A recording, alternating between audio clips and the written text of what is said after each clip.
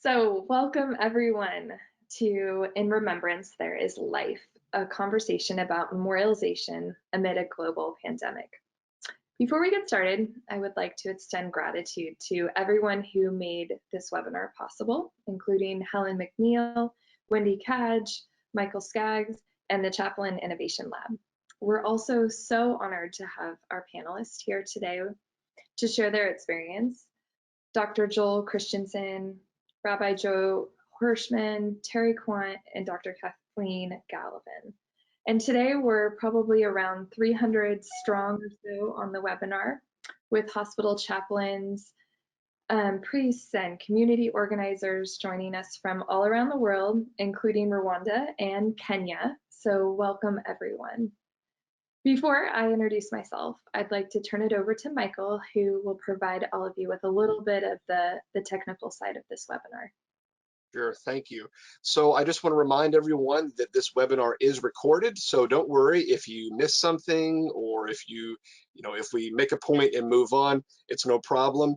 Every person that is registered will get a link to them sent once we put this up on the website, so you can watch it again whenever you like. If you look on the control panel on the right-hand side of your screen, you'll see one of the options over there says handouts. And so there is one document in there that says examples of memorializing that we will reference during the webinar. You can download it now, and it will also get sent out with that email that has the recording. So again, don't worry if you happen to miss that or whatever. We want you to make sure that you can be engaged here and have your full attention on the speakers. Don't worry about keeping up with notes or anything like that. If you have any questions, you can put them in the question box, again, on the control panel on the right-hand side. And so we'll have time for questions at the end. And then you can also send me a chat message if you have any sort of technical difficulties or anything else. Just send me a message in the chat function. I'm going to turn my webcam off, but I'll still be here in the background, and I'm happy to help out as I can. I think that's it. If you have any more questions, let me know. And Nikki, I will turn it back over to you. Thank you so much, Michael, and thank you for all your work in making this go so smoothly. So my name is Nikki Fox, and I'm an assistant professor at Sacramento State University, and I'm in the Division of Criminal Justice. I've spent the last decade of my career interviewing survivors of genocide and trauma and different types of violence to really better understand how commemoration and memorializations really impacts their healing journey. And so I'm so honored to be here with all of you to begin this much needed conversation about memorialization during the global pandemic that is COVID-19. So this week, the US deaths from COVID-19 surpassed 90,000. To put that in perspective, this number far exceeds Americans who died from 9/11, all gun violence in 2019, the Vietnam War, and other cases of American atrocities. And while these numbers are waning in some areas and spiking in others, with predictions of resurgence in both the virus and the death in early fall of 2020, by the middle of this summer, if not sooner, our country and nations around the world will have experienced significant collective grief due to the lives lost by COVID-19. And to be honest, some communities are already there, including New York City and Boston and cities around the world. For the magnitude of death in these places and others have required mass graves, with entire families dying deprived of traditional funerals, or even really the basic need to hold their loved one's hand as they move from this life to the next. And these stories, as most of you on this webinar probably are all too familiar with, signal that it's time for us as a nation and as a community and as a world to really think about how to commemorate, possibly in less traditional ways than we have before, this historic spread of COVID-19 and the accompanying loss. So I'm honored to have all of you here to discuss the ways that we can do this. There's this Jewish saying that actually hangs above my desk and has been through the many moves over the years that says, in remembrance, there's life. And this is an assertion that, and a reminder too, that memory and honoring loved ones who have passed can really be this powerful force for social change, for healing, for renewal during grief and times of great loss. And so what I'd like to do now is turn first to our panelists and give them each a few minutes to introduce themselves, and then leave the remaining portion of our time together to hear from all of you, who are the real experts on the front lines, about your experiences, questions you may have, and struggles. So I'd like to begin now with Joel Christensen, who's an associate professor in the Department of Classical Studies at Brandeis University. He's published broadly on language and myth and literature. So Joel? Thank you. I'd like to repeat what Nikki said by saying how honored I am to be part of this group. And I think I want to start there because my inclusion in the group might not be the most obvious thing. And I'll start as I usually do with telling a bit of a story. And this has to do with how I came to really see literature and myth as functioning in a way that was essentially therapeutic, but also understanding that on the other side of something that can be therapeutic is that it can also be dangerous. In Greek myth and literature, the gods are understood as being forces who have domains over certain realms. So a god like Apollo, who can help you heal, is also the very god who can bring you to your knees with the disease. And I start with Apollo for obvious reasons because we're in a plague, but he's also the god of epic. And one of the ways in which I came to see the power of poetry and literature to shape people and remake them is through my study of Greek epic. As Nikki mentions, we're at a point of, more than 10 times, more than 30 times the deaths that we lost in 9/11. And I really started my journey of thinking about epic as therapeutic during 9/11. I was a graduate student in New York City, and I just started at NYU. 3 weeks before the towers went down. And I started working on the Iliad and thinking about how it made us think about collective action and working together. But over the past 5 years or so, I've been thinking deeply about the Odyssey and what it says about what it means to be a person and what it says about what it means to be a person who can't work in the world. Part of this journey has been looking to see whether or not Homeric epic and ancient literature has what we might call a theory of mind. Right? None of us are born with a user's guide to the human mind, so we have to figure it out as we move along. And ancient cultures had many different ways of doing this. There's metaphor, there's allegory, and there are ritual events. And this is one thing I want to return to in a moment. And so over the past 5 years or so, I've thought a lot about how language and story shape the way we engage with the world, and how this means that postmodern theories about discourse and ideology really harmonize with some ancient theories about myth. So I want to talk about the Odyssey just for a second, because it shows a series of characters, Odysseus, Telemachus, and wife and mother Penelope, who are undone by their inability to change things in the world. If you read the epic carefully alongside modern psychology, you can see that it really shows us that when we experience certain types of things, we lose our sense of selves in two important ways. We lose a sense of agency and we lose a sense of belonging.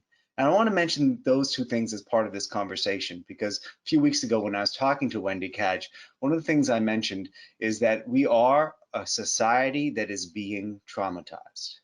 And we are being traumatized in what I think are three ways that we can all identify. One, we're being traumatized by a loss of agency. We all know there are things we can't control and many things in our life we don't control, but the great illusion that we have some control has been shattered. And for many of our family members and friends, this is really harrowing, because what do you clutch to, right? A therapeutic treatment for this is a type of extinction therapy or cognitive behavioral therapy, where you give people small ways to regain agency in their life. But without that direction, people can go in interesting ways. Another way that we're losing our sense of self is with our loss of a sense of belonging. We can't go to work, we can't go to religious gatherings, we can't be parts of community.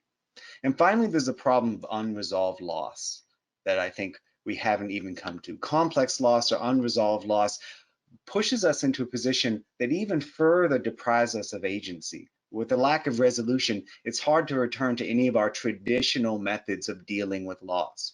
The reason I mention these things is that when we're in the process of being traumatized, we have the opportunity to shape our memory and reception in different ways. I'm really glad Nikki opened the conversation by talking about collective loss and collective memory.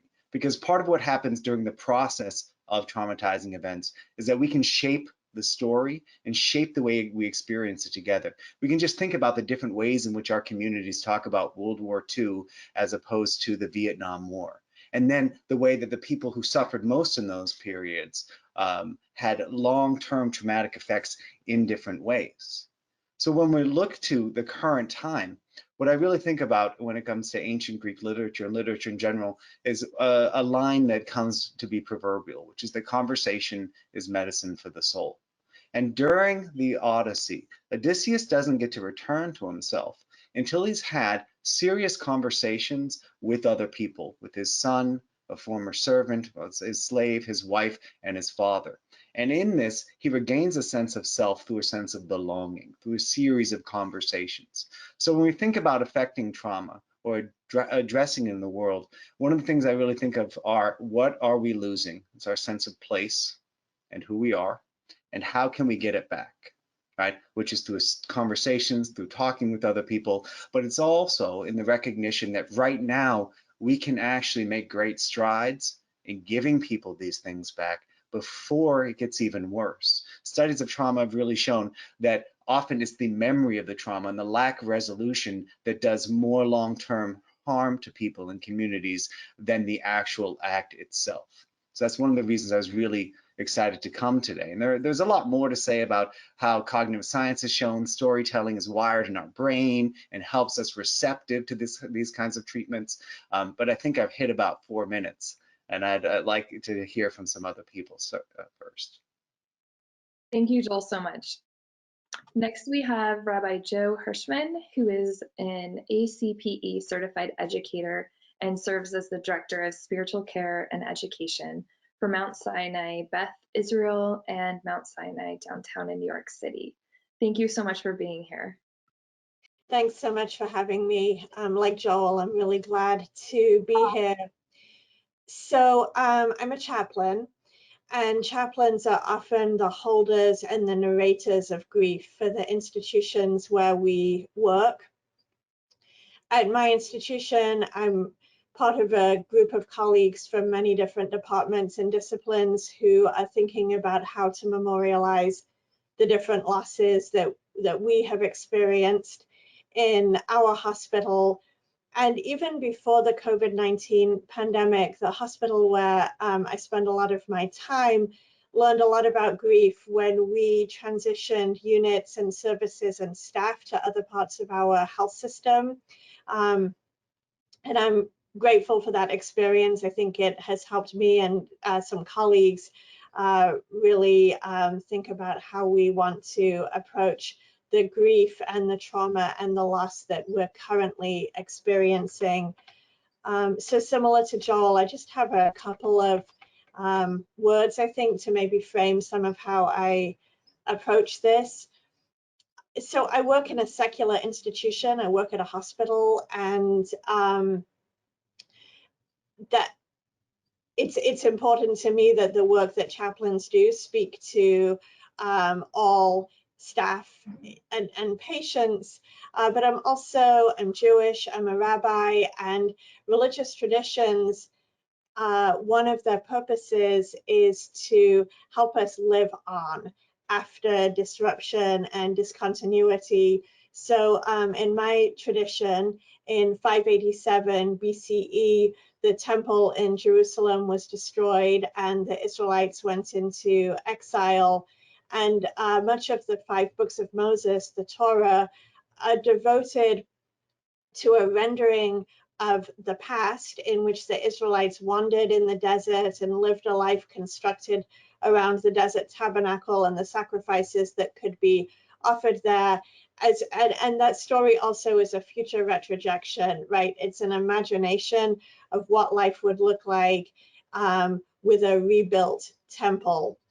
When the Jerusalem temple was destroyed for a second time in the year 70 CE, and the sacrificial cult once again came to an end, Rabbinic Judaism emerged with its emphasis on prayer and synagogue life and Torah reading and holy commandments to guide every aspect of daily life.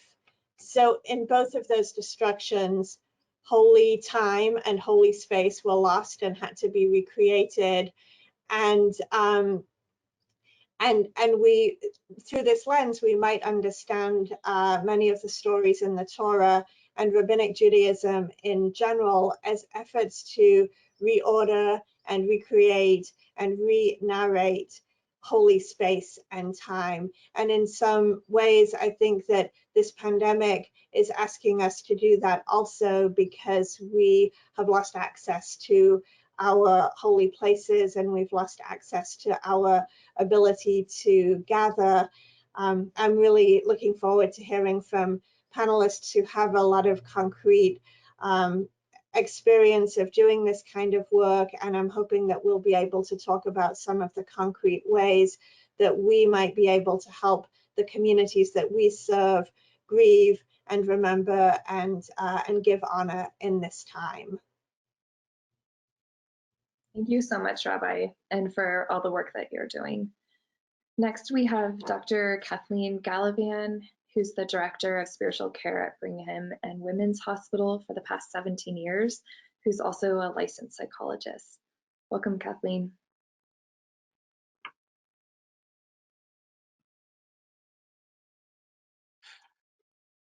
Kathy, I think you're still muted. The number one issue with teleconferencing. Can you hear me now? Perfect. Thank you. Okay, sorry about that. Thank you so much. I forgot to put in my little bio that I'm also an ACPE certified educator and work with our students. Unfortunately or fortunately, we've had a lot of experience with grief and collective grief here, not only with the pandemic, but with previous national tragedies and also 3 different shootings that we've had in our hospital. So we've worked hard at how do we support both departments and the hospital as an institution as the whole. So I would like to pick up on what Joe was just saying and maybe share some practical things that we have done. One of the things we did recently, about 3 weeks ago, at the request of our administration, was we produced in hospital a video starting to do the memorialization of patients that we were losing at that time. And that's been up in public for employees and families to see. We also translated it into Spanish a couple of days later, so we've got a Spanish version up and an English version up. It's about 20 minutes long, but at least it starts to talk about the grief experience and the loss of patients as well as family members. We've also been doing video and Zoom conferences with patients and their families, particularly COVID patients in our ICUs. Many of the COVID patients are ventilated, but because the families cannot come in unless it's a couple of days prior to the expected death, they're able to connect with our chaplain for a family visit, and that's been extremely meaningful to many of the families of patients. We put out a request for some donation of used iPads, and I think within a week we had 40. So we've got enough for all of our staff chaplains to work with families, which is great. The telling of the story is really important in working with families as they're approaching the death of the loved one, to even start to help them concretize how they might memorialize their loved one. Both as an individual and maybe later collectively is important. So sometimes we're helping them to start to write obituaries either before or afterwards. And since we can't do large funerals now, we're also putting together short graveside services that families can use. Most of the funeral homes that we've worked with will not let more than about 10 people come to the graveside, but we've got short memorial services that can be used right at the graveside, and then encouraging them later when things open up to have a larger memorial for family and friends. We're hoping here at the hospital at some point down the road to have a larger memorial honoring all of the patients that we've lost through COVID. And we've done this, we do these annually with losses in our medical intensive care unit and in our neonatal intensive care unit. We often put, if the family okays it, we have a picture of the loved one that died up on the screen. We do a white rose ceremony where the family, if they want to come, can bring up the rose and say something about their family. And my hope is also that as a hospital, we may be able to do something that is some kind of a concrete memorial around COVID. We've done it occasionally when we've lost somebody with maybe a bench outside or a tree planted or something that goes onward, so that we will not forget these moments that that have been so terrible for all of us. So my 4 minutes are probably about up, so I'll hand it over.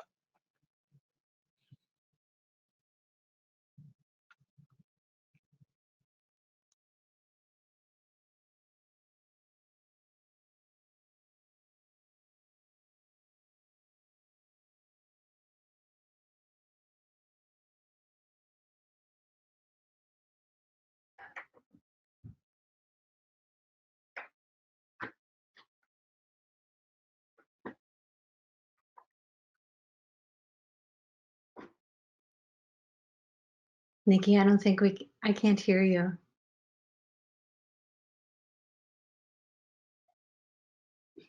I'm not able to hear anyone. Is anyone able to hear me? Yeah. Should I go ahead? Yes. Okay. Nikki. I will, Oh no, she's back. Okay. Are you good, Nikki? Yeah, it was telling me that too many people were muted so that I couldn't unmute myself. I don't know. I'll just not touch it for a while and be quiet. But thank you so much, Kathleen. And I'd like to introduce you to Teri, who's worked on the Sandy Hook Memorial and who's also the director of RSP Dreambox. And she works with her clients to really consider the emotional responses that occur within a built environment. So welcome, Teri. thank you, Nikki. As Nikki mentioned, my name is Teri Kwant, and I am an experienced designer. So I'm an outlier here in terms of, you know, what all of you do on a day-to-day level. But what I think I try to do is to really respond to the human needs from an emotional and rational point of view, understanding processes and experiences that people have, and creating environments and places and objects to support experiences of healing and well-being. In addition to working at RSP Architects as a designer and a leader of a human-centered design studio, I'm a studio instructor at the University of Minnesota, teaching architecture students how to design for well-being. And so there are some practices in the built environment that are best practices. There are some that are just emerging. And one of the areas of study that I'm engaged in right now is trauma-informed design and creating principles for those kinds of environments. We are working with some of our clients right now to incorporate trauma-informed designs in all of the spaces that we are looking at, including office spaces. As so many have mentioned, we're in a time of collective grief and trauma.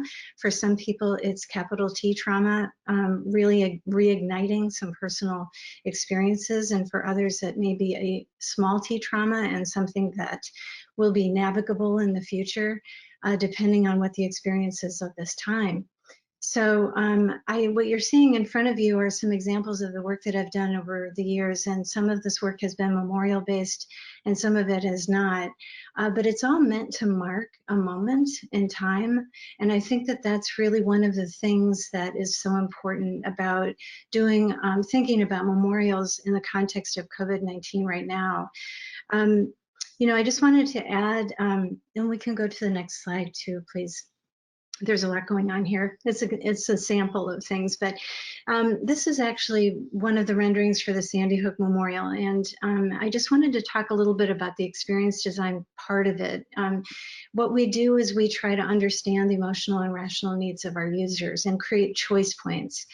There's a really interesting and delicate balance in design for trauma specifically around having choice and also having predictability. So we want to create spaces where people can see what their future is and have sight lines and have the ability to navigate a space really, I'm going to say consciously and confidently.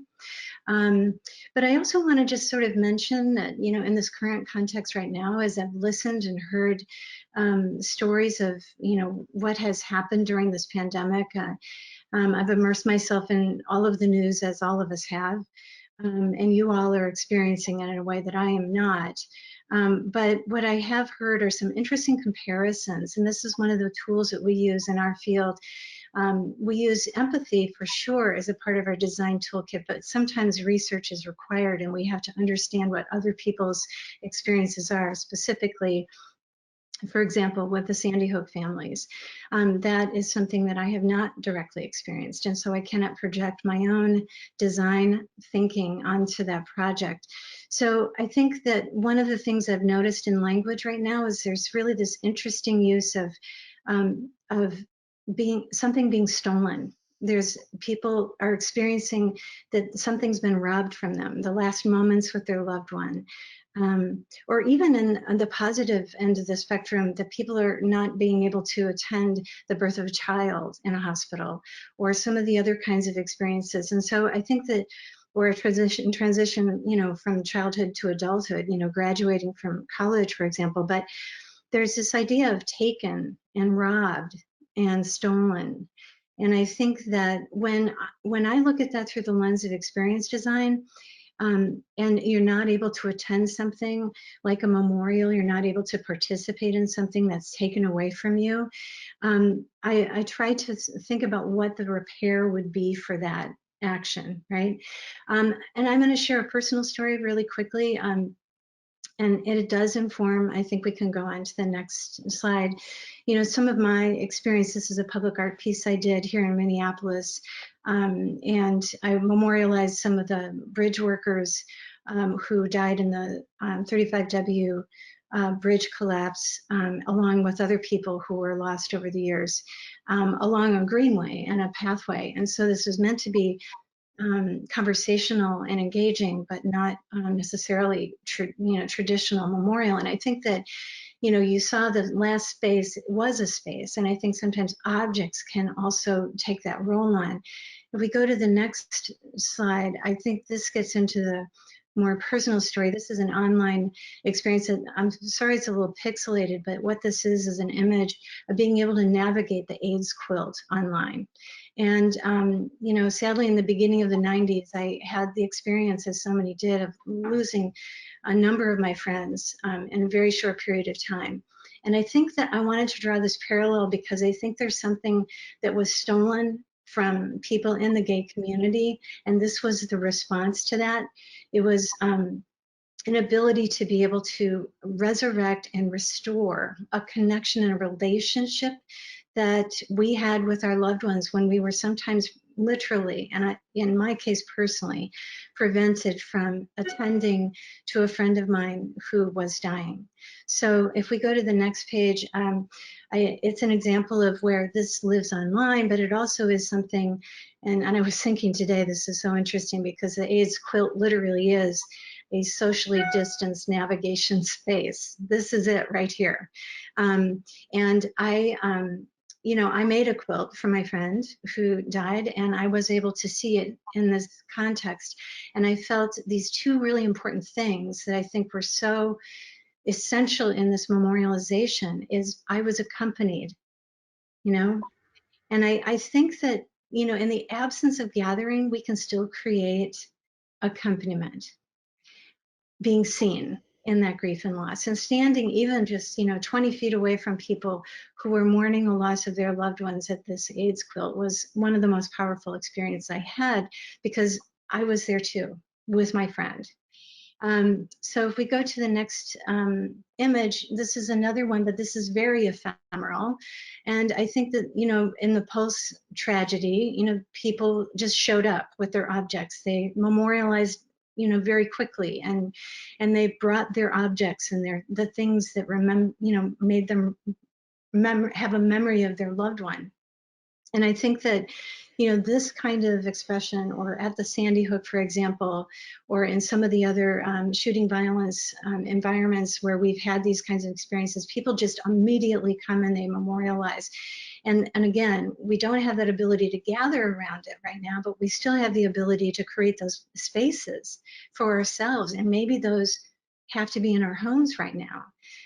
So the next slide is, I think, the most relevant to this, and you know, it goes from, you know, sort of a place, right? A large place that's a memorial to an object, you know, to an online experience, you know, to something that is kind of a collective and a handmade version, individually handmade. And this one is it goes from the ephemeral to the momentary, where this projection on a building changes and includes the names and photographs of people who have been lost to the disease. So I think I just wanted to share these, you know, this wide range of possibility as a part of our conversation today. And then for the next slide, I also want to say I have huge, enormous gratitude for you all who are taking care of all of these people. So thank you.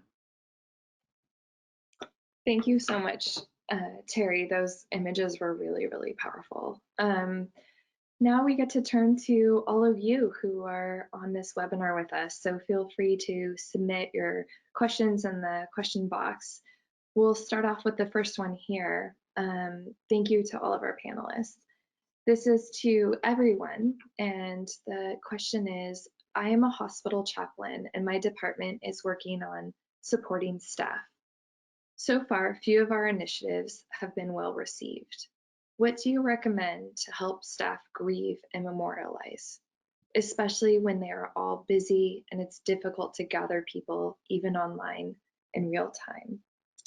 I want to just start off real quickly with a comment reflecting on some of my work with genocide survivors in Rwanda and the importance of the witness and the importance of someone to bear witness to other people's grief. And so while it must be really hard to gather people even online, the importance of even having one person be able to sit and be witness to another person's grief without offering necessarily any solutions or any advice, but just sitting with them. But I'd like to now turn to the panelists and their expertise to reflect on this question. Would anybody like to start? Sure, I'll start. Am I unmuted? You're great, Kathleen. Yes. Okay. Staff support has been an enormous part of what we've been doing, and I think chaplains in hospitals all around the country have been doing. I think part of it is one-on-one, taking time and just saying to a nurse or a doctor or an aide, how are you doing? What's it been like for you? Another thing that we've done, May is Nurses Month traditionally, and we used to actually bless the nurses' hands, but since we're not physically touching, we've sent out a blessing of nurses, blessing of the hands for the nurses, so that they at least know we're caring about them. We've also done, although it's harder to get them to stop, we've done support groups that have been off hours, where they can come in on Zoom. And sometimes with their director's help, they can even get 15 or 20 minutes during the day. So those are just a couple of thoughts. I'll jump in as well if that's okay. Yeah, thank you, Kathy. It feels very familiar. I know we're doing similar kinds of work. In terms of the question, I would love to know more about like what some of the obstacles seem to be and what you've been trying, but I can share a few things that we've learned. One is that that staff really need to be able to hold themselves together at work, and I think sometimes they are fearful that if they begin talking about what the last 2 months have been like, they will fall apart and it will be hard for them to go on with their day. So like many hospitals, we have something that we call the chi cart. It's like literally a cart. It has tea and snacks on it. We used to have aromatherapy. We don't have that right now. And it's kind of a transitional object. It's a way to show care of another person without setting the expectation that the person needs to reveal something about their inner lives to us. And a lot can happen in that moment of just like, you know, passing the tea to the other person. Something else that I think that we have learned over the past couple of months is that sometimes the question, how are you doing, can be too much, right? And that it's easier to come like a little bit obliquely by asking something like, how was the shift? If, you know, we're there at like 6 in the morning and night staff are ending their shift. And the last thing is that it requires a whole institution really to convey to staff that it's okay to speak about grief. It's okay to grieve. It's okay to have been hurt by what you've seen and by the experiences of working in a hospital or another healthcare setting during COVID-19. One of the things that we did at our hospital was we put together a bereavement toolkit for managers, which has a little bit of context about what is grief, what is complicated grief, some tips for making a condolence call to staff members who may have been bereaved during this crisis, which is certainly true for many of our staff in the New York City hospital where I work. And it directs managers to internal and external support offerings, and it also has some information about how people might receive assistance to pay for a funeral if they're having trouble doing that. And then we made calls to many managers to make sure they had seen the toolkit, to check in with them, and just to sort of socialize the toolkit and try to create a culture that says it's okay to be grieving and it's okay to need some support right now. Joel?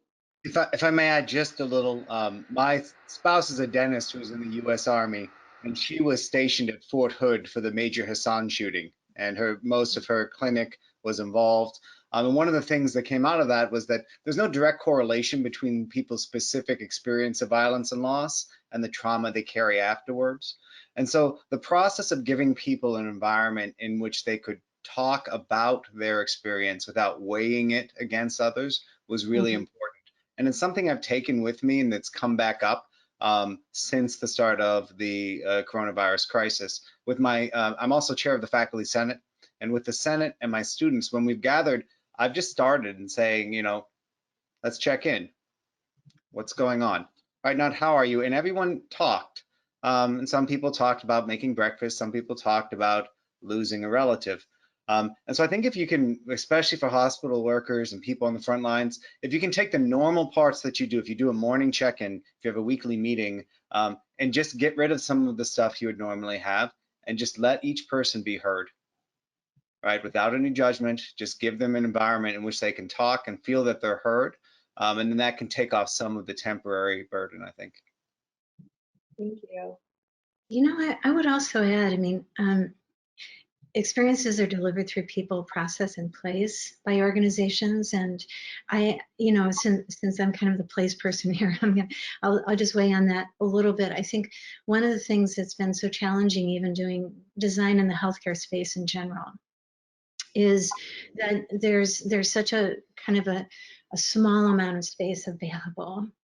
That it's really hard to provide physical space for these kinds of environments. But I have advocated for, I'll say, just cool down rooms or places where people can just kind of remove themselves from the situation. And even in the privacy of that, having an ability to leave a thought on a Post-it note or just even a name, you know, of someone if they wanted to memorialize them in a private way. I think that these kinds of small gestures are, I love the transitional object too, that idea of having something that sort of helps you move from one place to another, whether that's through the olfactory experience or having an actual room. But I will say that, you know, if ever will be a time to advocate for, I'm going to say, supportive spaces for healthcare practitioners in the building environment for hospitals, this would be that moment. Thank you. I'm going to move on, if that's okay, to our next question, but everyone, we can always revisit that one as well. Is the next couple of questions actually are quite similar, and thinking about how you might suggest that people have chaplains and institutions and organizations create simple or immediate memorializing spaces, and how you might suggest that those individuals get started with those projects. One of the things that we've done, it actually ties into what Teri was just saying too, is after we did the memorial service online a few weeks ago, we took a wall in our chapel and put just white paper on it, and then we left hearts. We cut out good size hearts, and people have come in over the last 2 weeks and just put a name on the heart and put it on the wall. It could be someone that's died of COVID, it could be somebody, a family member, it could be whatever, but it's something concrete, and the wall is growing with hearts. It's a very easy thing to do that's it costs no money really. Thank you. I love that idea, and I think that in the process of doing that too, people see that they are not alone in this experience. Yeah. And that's one of the key aspects of this. And I think, you know, even though the projection thing is kind of ephemeral and very quick and could be, you know, names can be generated very easily. And I also think there are some, you know, basic signage systems that could be utilized within hospitals where these things could start to memorialize and really list the people's names and give, you know, something maybe personal about them, so that this is a recognition that people have. And I think that the difficult thing is that, you know, we don't want to think about loss and death in a hospital healthcare environment too. You know, there's that I'll say that barrier in terms of perception that I'm here to heal, and you know, both things happen, and we all know that. But you know, it's a reminder to the people who work there for sure. Mm-hmm. One of our participants too mentioned here that they sent out a video blessing that was done by all the chaplains to the nurses, and then did it for the leadership, and that this was well received. Nice. Joel, we have a question for you about how we can maybe incorporate storytelling into the creation of memorials. Well, I think, you know, both Kathleen and Joe said it earlier. The important thing is that people feel they're agents in telling their own stories and shaping it. And I think part of it is being a good listener if you're in a position to help people tell their story, and learning how to tell the story back and giving people the opportunity to change the story as they need to. So one of the things I found really influential in my work is think about the work of Michael White, who talks about narrative therapy. And part of this process is about revising, remembering, and sort of reauthorizing tales. And the first part of it is sort of thinking about your narrative and why it's important to you. And then afterwards, you know, if you're listening to someone, listening from them the details that seems most important. It also seems helpful, how they can celebrate the lives of the people they've lost, right? Or the relationships that they still have. If we're talking about hospital workers, how their agency and importance in the world can be an armor in a way in their story, can really sort of help them see themselves as doing something important.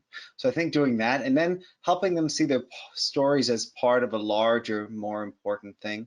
And this is, I think, the hardest peril. I mean, I love the memorial you showed up, Teri, before that had the number 30,000 on it, and then the idea that we were going to put names in there, right?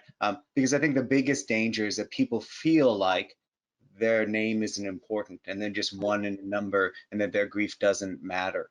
So getting people to tell their story, listening, and then getting them to retell it in a way that puts their lives at the center, I think can really go a long way to starting, let's say, healing or remembering process. Yeah, thank you, Joel. In my own experience too, the biggest fear of survivors is that their stories will be forgotten, and that history will repeat themselves. We have another question that I think actually, Teri, you might be the one to jump in first if you feel like it is. What do you do when people object to memorials? Have you had that experience in your work on memorialization? And anyone feel free to answer as well. That's a really great question, and it's a really hard one.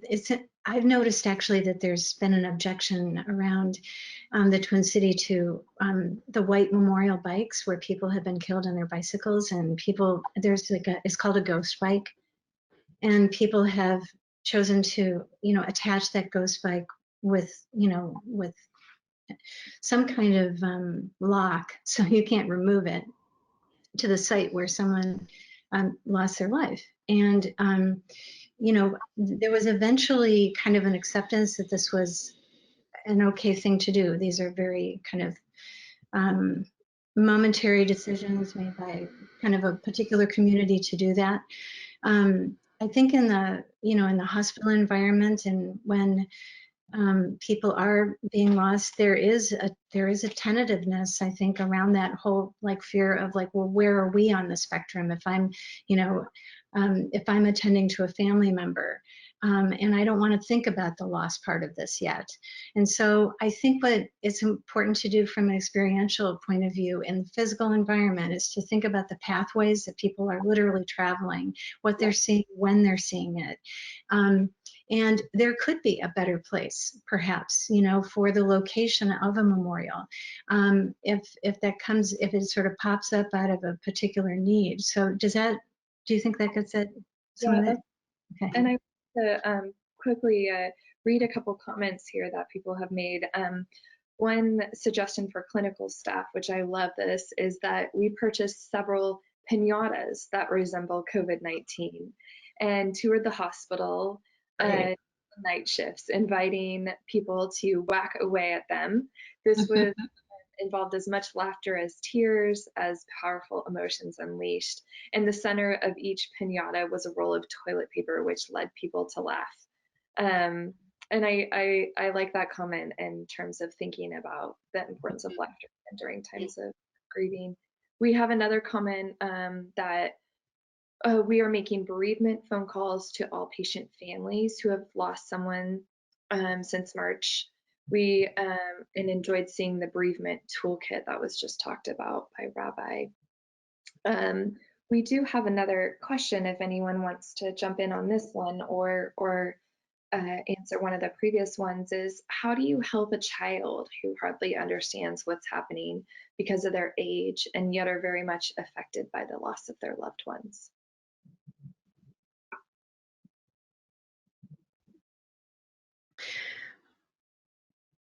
Well, it's interesting. I worked on a children's hospice project, and one of the things that I learned that I never knew before, and I'm sure many of you on the panel might already know this, but there's an object permanence and an object impermanence that children learn. Right around 5 to 7, 8 years old is when children really start to understand object impermanence, in other words, death. And when we were designing a children's hospice, we were looking at the needs of the children, like the surrounding family for that experience. And one of the things that we learned was that children, especially who don't have a real clear sense of what death means, need to touch and go on that experience. And that also kind of unplugs a trauma too, because if they're able to go back and see a body, for example, a sibling's body who's been lost, then they kind of understand that over time. It's like, I'm going to go out and play now, and then I'm going to come back, and then I'm going to see this person again, or this body again, and start to metabolize what's actually going on here. Obviously, in this situation, that has to be kind of adjusted, because we don't have that ability to be able to visit and stay with a physical body for a period of time that we used to. So I think, there's something about that repetition, though, and the experience that I think might be very important for younger children, and the ability to talk about it really openly, and to talk about the death and the loss, and not sort of eliminate that. And it's really hard for adults to do that with children, because adults are in their own pain. So it's, but it is something to recognize that it isn't necessarily as quick of an understanding, in the parts of children. I think children are, especially young children, are very concrete. So I think another kind of rule of thumb is answer the question as it is, and don't have just literally answer it. Whereas at adults, we may go to a deeper level, and sometimes they just want a concrete answer as best you can give. But it's hard. There are a lot of resources out there if you Google them, also in terms of working with children during COVID. Someone in the comments mentioned, what's the role of anger in memorialization, which I think is a really important question. Mhm.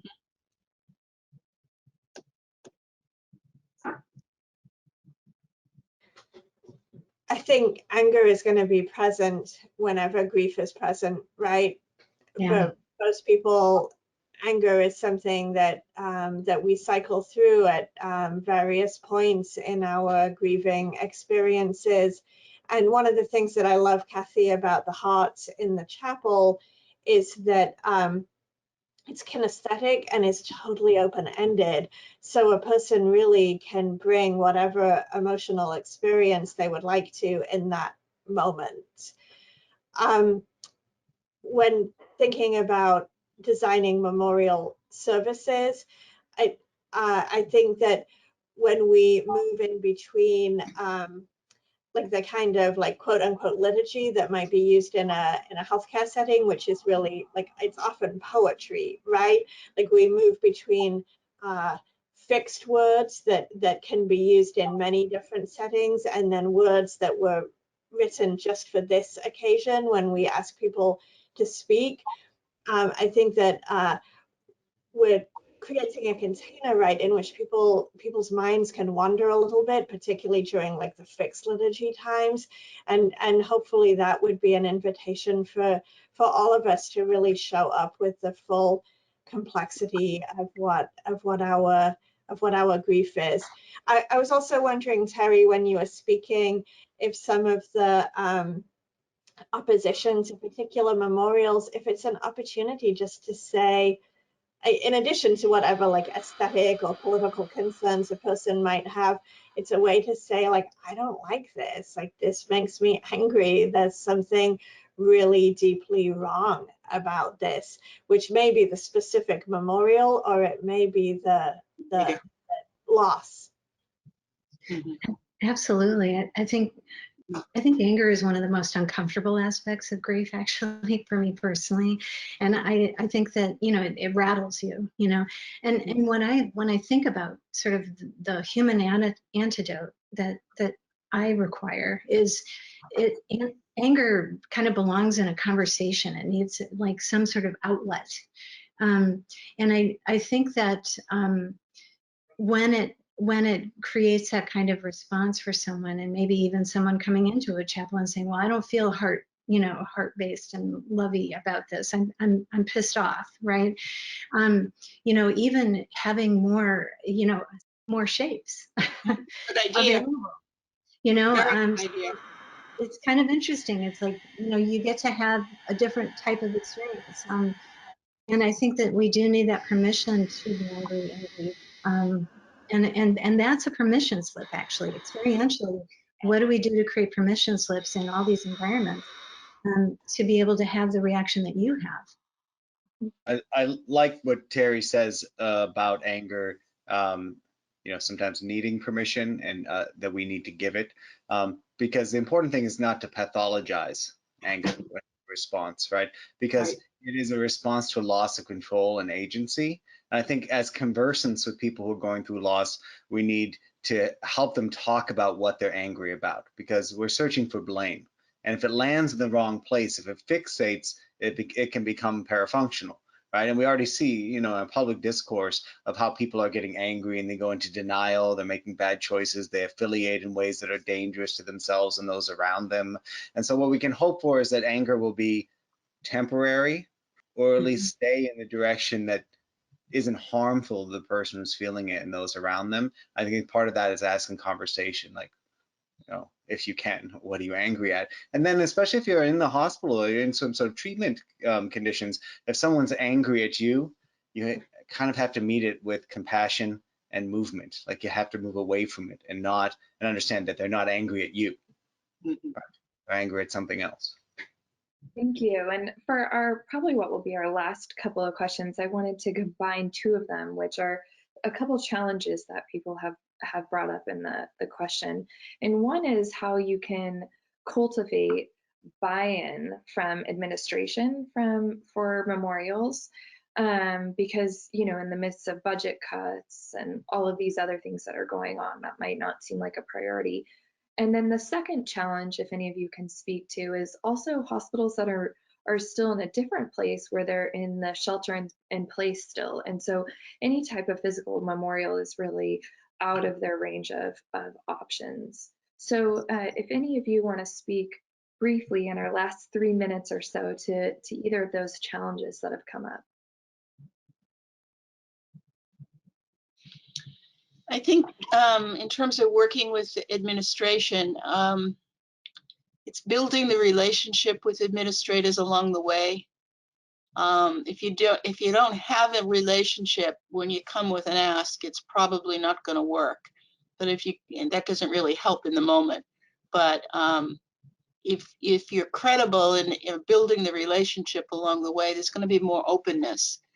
And I also think, in terms of maybe a concrete memorial down the road, that would take some significant time. But I think there's some things that you can do that are very low budget, like the little thing we did in the chapel cost us nothing. It's not a big memorial, but it's something concrete in the moment. Yeah, similarly, if a hospital were to do a memorial on Zoom, for example, that there are not a lot of costs associated with that. And even if you wanted somebody who was sort of like, managing like the tech aspect of the whole thing, similar to how Michael is for this webinar, there are people in our hospitals that's already their job. And so hopefully what the ask would be for a little somebody's time over a couple of weeks rather than for a chunk of cash. And I would just add, I mean, we've been creating memorials for tens of thousands of years. This is our human need, and I think that we can borrow from a lot of these different traditions and even some of the more recent ones. And in the short term, I mean, I think an online source or a place where you can kind of whatever that object is, and I think that object hasn't sort of defined itself yet. The quilt really was this really interesting, home-like element. But there could be something that starts to represent, and allow people to contribute to something online. But that also is not necessarily fully inclusive, in design. So I think there do need to be maybe, I love the idea of kind of some kind of a kit to memorialize, to allow someone, like, I had my mother's ashes in my home for a long time before I actually decided to put them somewhere. And, that was my process. And I think that allowing people to have something at home in their physical environments would be very helpful. I just want to agree that digital memorialization in the temporary can be very effective. Most of us are in digital space now a lot of the time anyway, but allowing people to use, to stake out space in the world they're inhabiting with words, and having the feeling that other people are hearing them and that they've done something is a good temporary process. So whether it's on like a group page, you're using Slack or Facebook or something, just carving something out of our communal space, whether it's digital or real, is the first important step.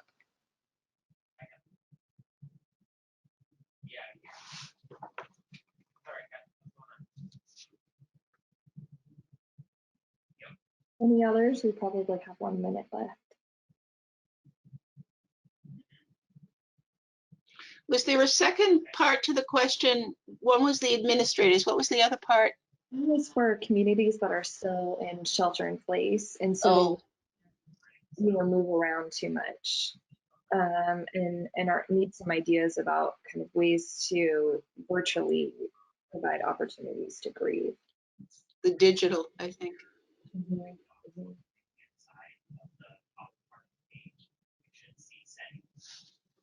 Well, thank you all for being here, and thank you to all of our participants around the world. Yes, thank you all very much. I'll just remind everyone here at the end that this was recorded, so if you came in late, don't worry, you can watch the entire thing from start to finish later. This will be posted on the Chaplaincy Innovation Lab website in the next couple of days. It takes us a little bit to get it up there, but then once it's there forever. There were some questions that we didn't get to because there's just not enough time, which always happens. It's always a good problem to have. I would encourage everyone, if you find us on Facebook, we have a group there that's just for chaplains. It's a private group, so you have to answer a couple of questions to get in. They're not hard. But once you're in there, you can ask a lot of these questions there, and then people can respond with the things that they're doing and seeing in their own institutions. It's a really interesting place. There's like, I don't know, 1,700 people that belong to the group. And so we see some great conversations unfolding there. So I would encourage you to take those questions there. Let me thank all of our panelists again on behalf of the lab. Nikki for moderating the panel. I know that it's not easy to take an hour out of your day, plus all the prep. So thank you all very much for being with us. And thank you, the audience members, for joining us. We will see you next time. Thank you all. Bye-bye. Thank you. Bye-bye.